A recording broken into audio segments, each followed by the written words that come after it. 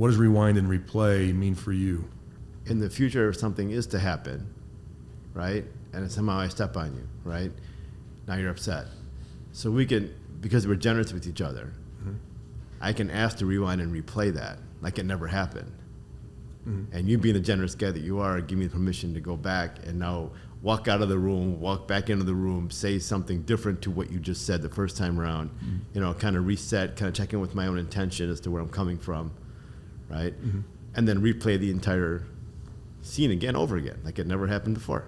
Welcome to The Roll Call, the podcast where we dive into the roles that define us.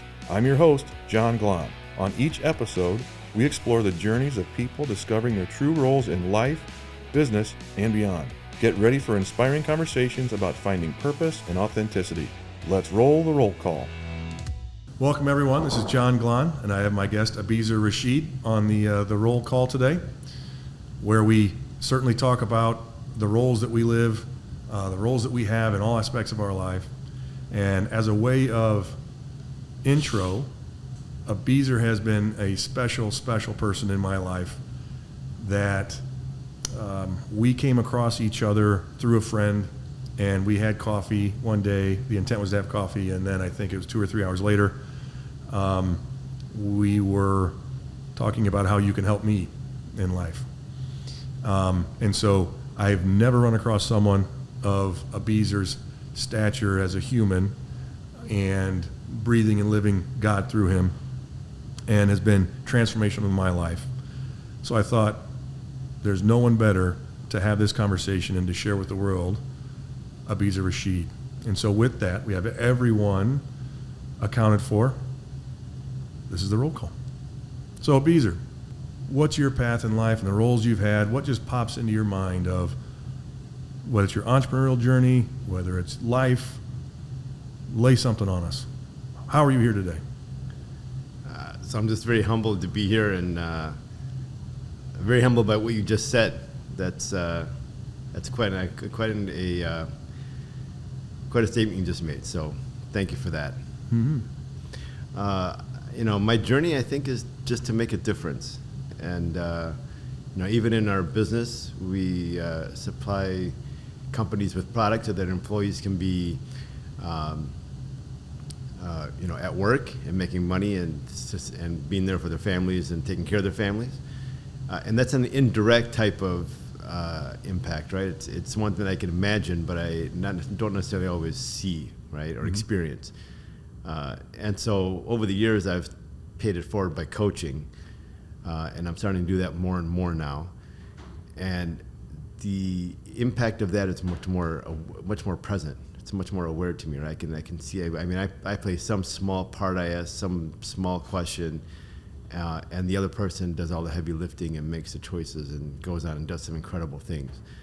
But just to know that I played some small part in that is priceless. And those ripples, we never know how far they go, right? Yeah. And I want to take back and give some credence to, you used the word coaching, and that's the buzzword of, and I use it. That's I'm a version of that in different forms, and there's something like almost 100,000 now life coaches, right, or business coaches floating around out there, and I think they all have immense value. But you and your form of coaching, I'm not sure if that's even the right terminology you've used. I mean, how long have you intentionally been helping people in what you might call coaching? Like you said, you just started doing. When did you really start intentionally doing that, and how did that form, and what life has it taken on? So we've been blessed. Our business has served us well, and have had a lot of fun doing it. And so I would say probably about 20, 25 years ago, I started paying it forward. Other folks that were in business, or and it's not just business, it's also personal. I mean, I'm the same person no matter where I go.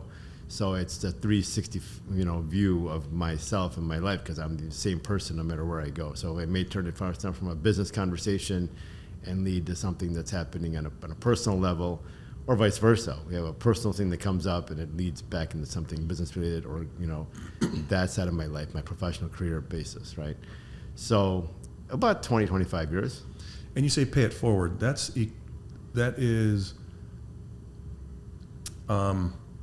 gussying up the fact that you've been giving away your presence immensely for 20, 25 years, right?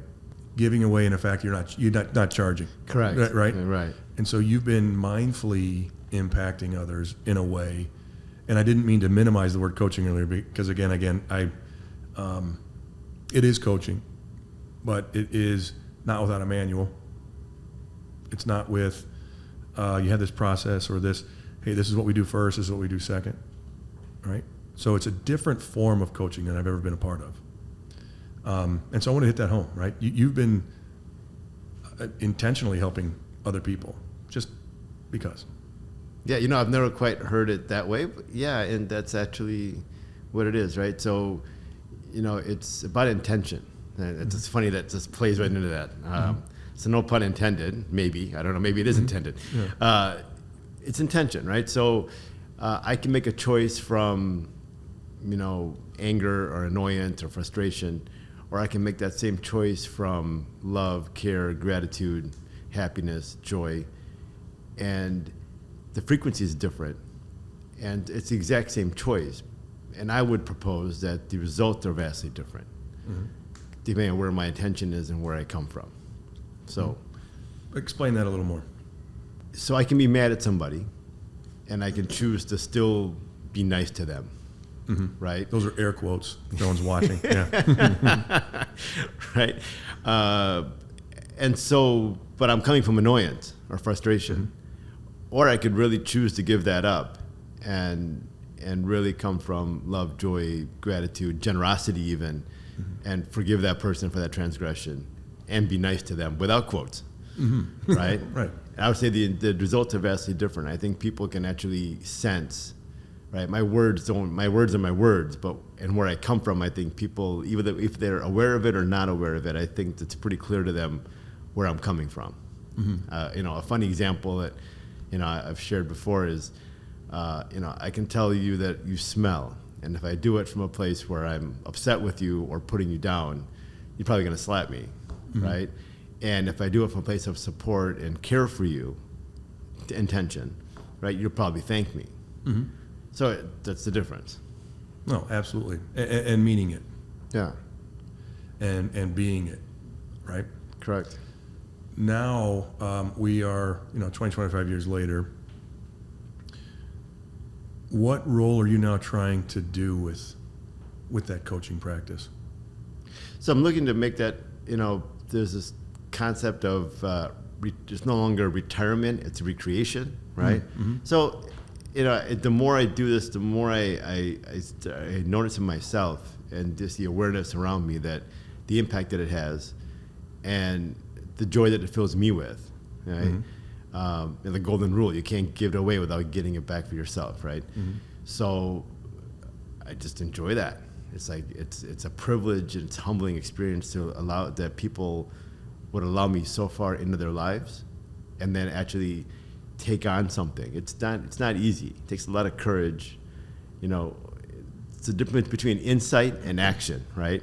I have a lot of insights during my day. I should do this, or boy, that I just screwed that up. But to go back and actually clean that up with somebody, or take the next step, takes a lot of courage.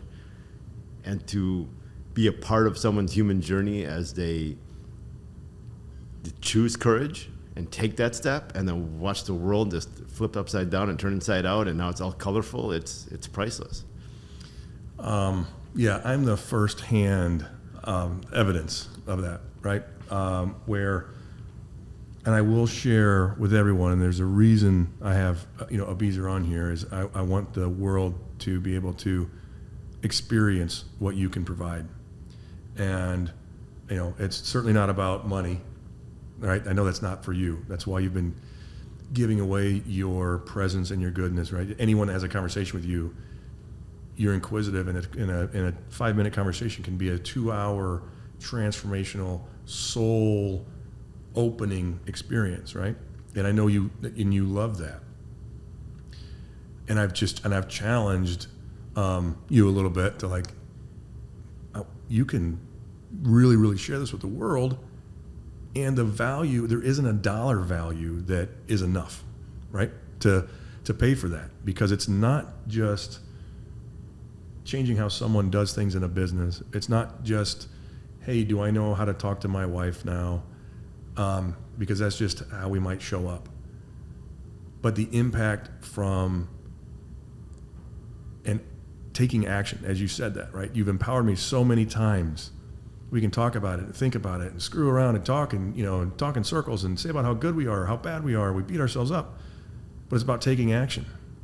And you have this insanely effective approach just by being who you are and being inquisitive that frustrates the hell out of me. And you know that. Where I know I want to crawl up in a shell and like, I don't want to go do that. That's just I'm just going to fail at doing that, or I don't want to have that conversation. And you have this this presence that says, well, why wouldn't you just try? Why wouldn't you do it? Taking action, right? Add the salt. Like, you have so many things that have pushed me to a place that I didn't imagine. And most of it just comes down to taking action and understanding where you are and taking action on it. And so I don't even know where I'm going with that, other than just pure gratitude and, wanting you to hear that and wanting everyone else to feel and see how that can be. Because you also don't let, you can read that I'm trying to squirm or someone's trying to squirm, and you're not trying to be mean about it at all. But it comes, at first, when we first started talking, you're like, I want to get out of there so bad. I didn't want to have this conversation. Just let me leave. You're like, no, let's talk about it. And what do you know? Miracles happen each and every time we talk. Each and every time. Because I go into a session and think there's nothing to talk about today. And what do you know? Right? Each and every time there's something for me to do, and a miracle happens because I take action. Just happened 2 days ago. Yesterday. What day is it? Yeah, yesterday. Right? About that human interaction. So, again, you're supposed to be doing all the talking, and here I am doing the talking. But, so how do you, transitioning to your family and how that's translated with you at home, your role at home? What is your role at home? So I just want to take a minute and just acknowledge everything you said, and I don't have enough time to do that. So I'm just going to just look at you and just take it all in and let you know again that I'm humbled by what you said. And really, it's not me at all. I'm just a pathway to God's pathway, right? I attribute all that to Him, and I just sometimes, I will say something, and I have the experience that it's not. I don't even know where that came from. Right. I have the experience that God just sent it to me, and so, it's not a matter of someone's faith or them not. I think atheism or agnostic people, that's also their faith, right? So everyone's got some version of whatever they carry, and I don't even think it's not even important to me, right? I think it's just everyone's on a path to better themselves somehow. One way or another, and whatever that direction that is for each person has that choice, and it's their personal choice, right? And we end up putting a lot of armor around a lot of those things, right? We think it's a great idea, the insight we were just talking about a minute ago, right? And we armor up around it, because what if it gets shattered? What if it doesn't come true? What if someone stabs me with it, or someone uses it against me later? A lot of armor that we put up, and that action thing you're talking about really allows us to, drop the armor and take the action, frankly, right? Yeah. And so that's really what that's about. And how do we identify that armor as not us, not authentically me, but just something I put up? Because that's what happens. Over a period of time, I think that armor is me, right? Someone said something and I got hurt, and I forgot that I made the choice to be hurt, right? It wasn't that, that person's dealing with whatever they're dealing with. And I have the option of actually being inquisitive about asking them what just happened and why they felt they had to lash out, or why they had to do whatever they just did, right? That didn't quite connect with me in a way that I understood. That misunderstanding I can make into, I'm hurt, I'm bleeding on the floor. I can do whatever I want with it, or I can be very inquisitive about, there's another human being there who's dealing with something. Am I going to be the one that's going to go figure out what that is and support them and lift them back up? Or am I going to have my own drama moment around it myself? And nothing right or wrong about either choice. I guess my point of all that is that sometimes as human beings, I forget that it's a choice that I made to be hurt or to be supportive. And if I can just be aware of that in the moment and then make that choice in that moment, it's whatever choice I make, right, wrong, there's no right or wrong in this conversation. It's just whatever choice I make. Just to be aware that I made the choice itself is very freeing. Mm-hmm. No, absolutely. Actually, since I brought up a little bit of the salt earlier, can you explain what's adding the salt? There's a lot of drama in life. We're human beings. We're and there's what's salt, and that's all the drama that I made around it, right? One way of looking at it is I'm making a great pot of soup, right? And it tastes wrong. It's missing the salt. So I can make a big story about what the salt's missing. I'm a bad person. I forgot. I can beat myself over not putting the salt in, or whatever. I could, it was a sunny day. It was a cloudy day. I can make up whatever story I want around that, or I could just drop all the drama around it and all the story around it, and just add the salt. Forget all the madness and stuff around it. All it needs is salt. Yeah. Eat the soup. Put some salt in. Right. Love it. And we'll come back to my other question later, because now I'm down a wonderful track as you led us down in a great way. One thing that again, like I said, you don't have a process really, or you don't have a sheet of paper that we do a workout on or anything like that.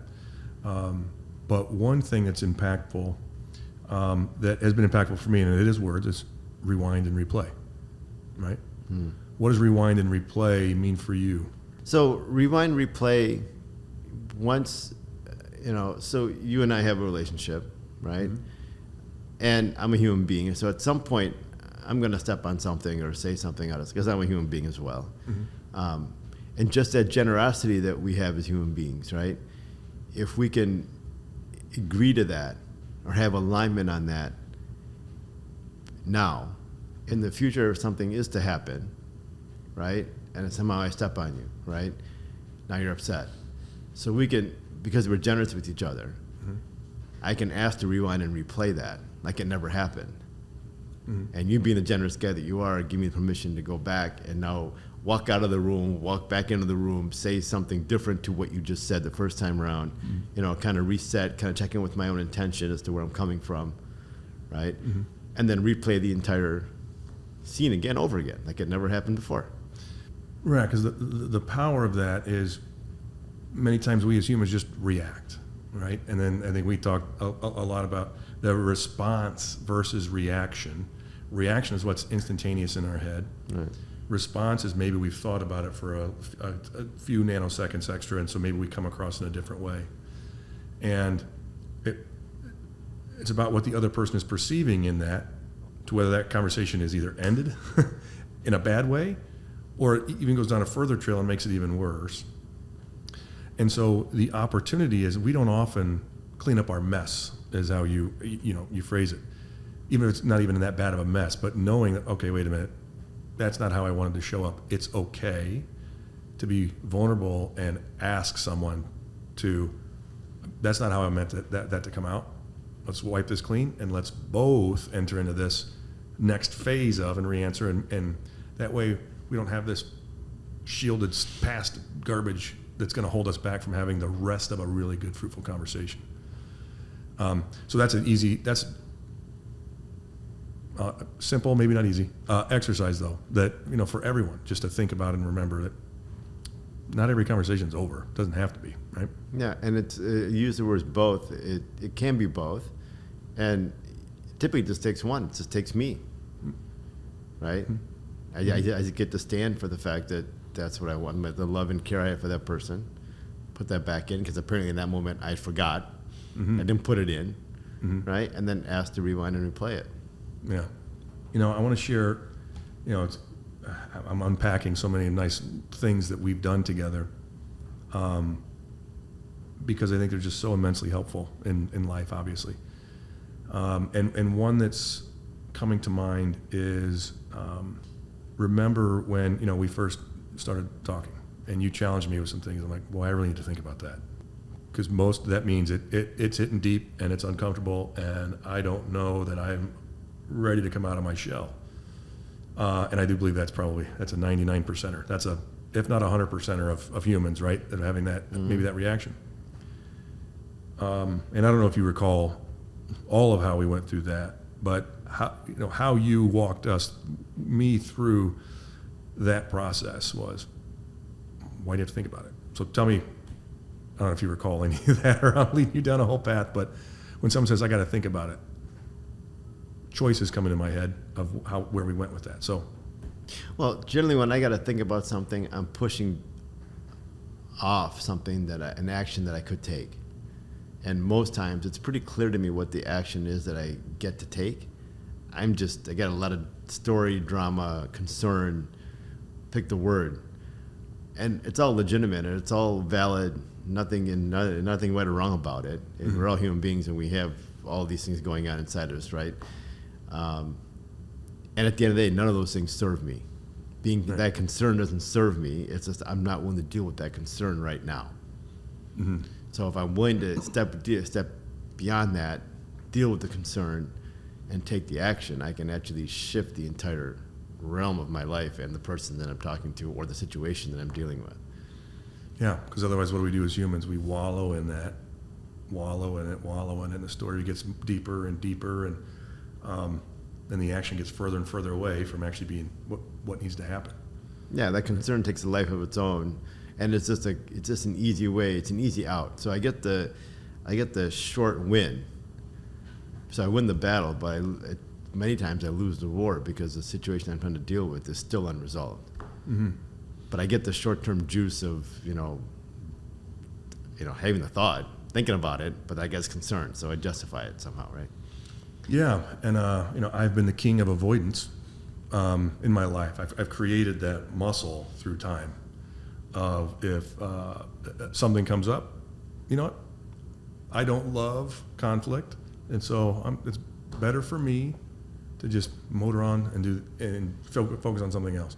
So the short win is I don't have to deal with what might come of that because I'm worried about how I'm going to respond. And this is still something for me to continually be working on. I'm scared of what that response is going to incite.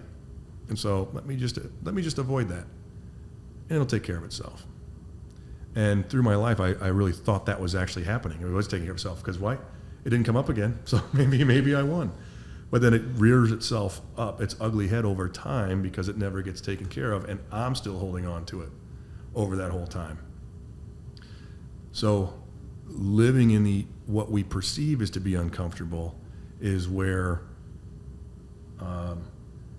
you've taken me, and in a loving way. And I want to talk through some things that you've mentioned too in the past, in that same scenario we were talking about, choices. Everything is a choice, right?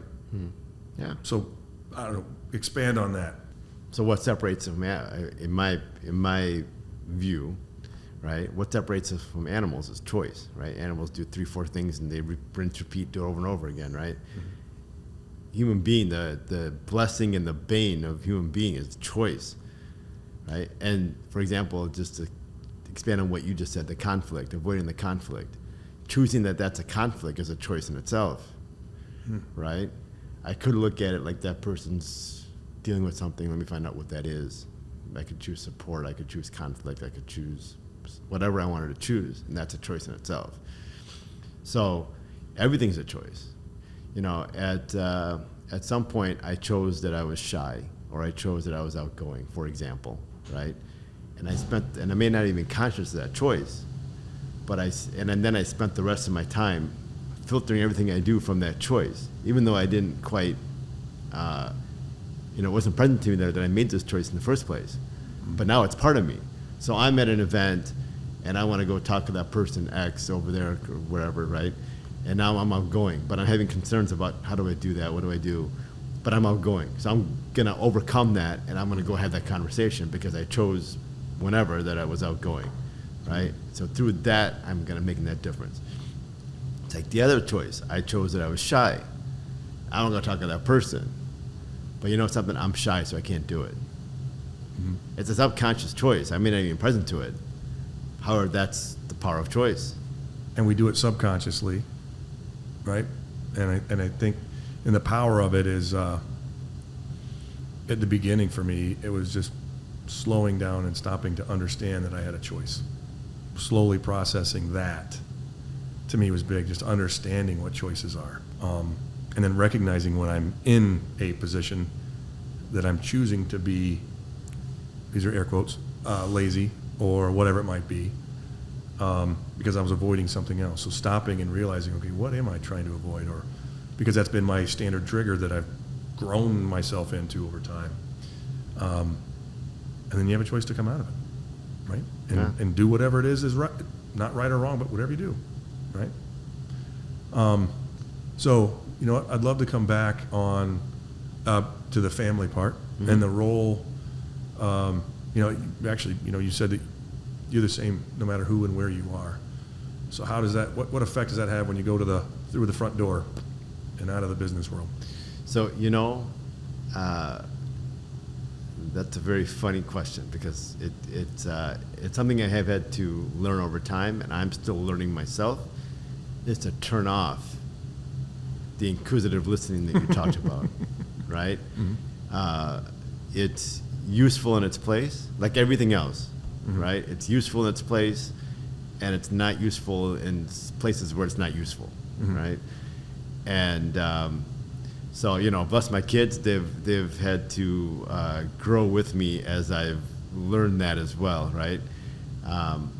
There's a time and a place to be inquisitively questioning, and there's a place just to be a dad, right? And they're vastly different. And so I've had to learn that over time. I think that's one of my, you know, biggest epiphanies through this process. And also the other one is that, you know, not everyone wants to know what they don't know. Yeah. So early on in this journey, it was like, you know, I just made this, somehow I collapsed that people would just want to know. I want to know, so I assume everybody else wants to know, right? Right. And that's not necessarily the case. Not everyone wants to know, and they're just happy in whatever is going on and however it is, they're happy with that. That construction, I mean, they've survived this long. They'll survive until whenever, right? And to walk into a situation and assume that everyone wants to thrive, air quotes, as I define thrive, right? And that's, you know, that was a big, so those are things that I've come to appreciate over time and have managed to be able to pull back. So at home, yeah, that's the biggest thing, is to not do that and give everybody their space and just be a dad, be a husband, be a whatever, you know, by that role. Yeah. So I want to expand on that a little bit, right? So I'm like love, care, tenderness, right? That's just who I espouse. Those are the ways of being and intention that I espouse. And I had collapsed that with making that difference to that person, even that person didn't want it, not being aware of it, right? And just making the difference anyway, or looking to make the difference anyway. And really, coming from love, care, tenderness, that's not always what's needed. In fact, it's not love, care, tenderness at all when someone doesn't want that, right? So to be aware of that. So I don't know, hopefully our kids will watch us at some point, but bless them, they've had to deal with all that for so many years, and you know, maybe they'll tell you something. Maybe another podcast you can have them on, and they can tell you. Well, that would be a funny podcast. I'm sure people will enjoy that. You know, and bless them, they've dealt with it, and we still continue to make headway on that. I've got much better, I hope. We'll have to ask them to verify that, but I think I have. Yeah, you know, actually, I was similar with my kids, right? Coming home and sharing what I learned today with Abizer, right? They're always like, "Oh boy," because I've come in a similar way. They're not giving me. I haven't asked for permission, and I'm just sharing the love that I just had and way of being. And then it's the same thing. Oh, here's Dad again, preaching, right? Because I haven't gotten the permission.